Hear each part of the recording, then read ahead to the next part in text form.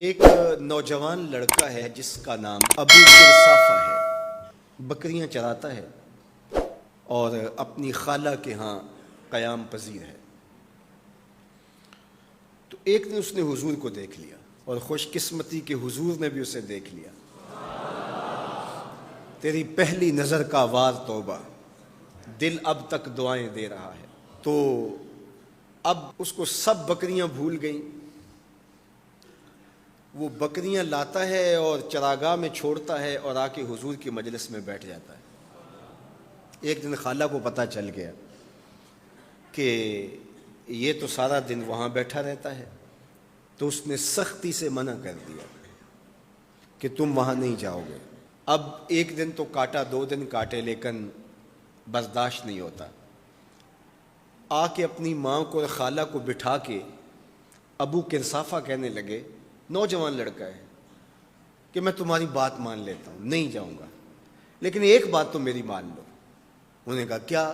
کہا ایک بار تم میرے ساتھ چلو تو صحیح، اس کے بعد اگر تم نے روکا تو رک جاؤں گا، ایک بار تم نے میرے ساتھ جانا ہے۔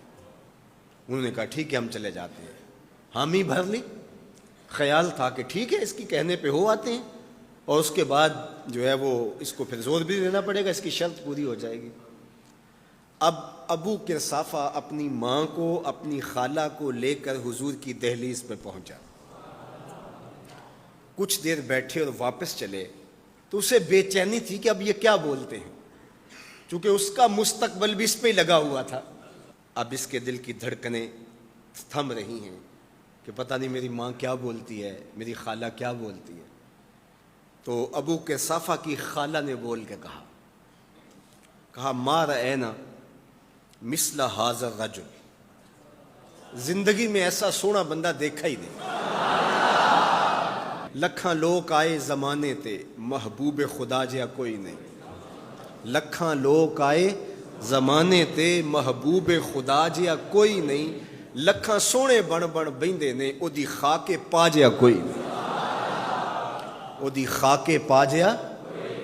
اور اعظم چشتی مرحوم ساری زندگی حیرت میں گزار دیتے ہیں اور لکھتے ہیں کہ سمجھا نہیں ہنوز میرا عشق بے ثبات، سمجھا نہیں ہنوز میرا عشق بے ثبات۔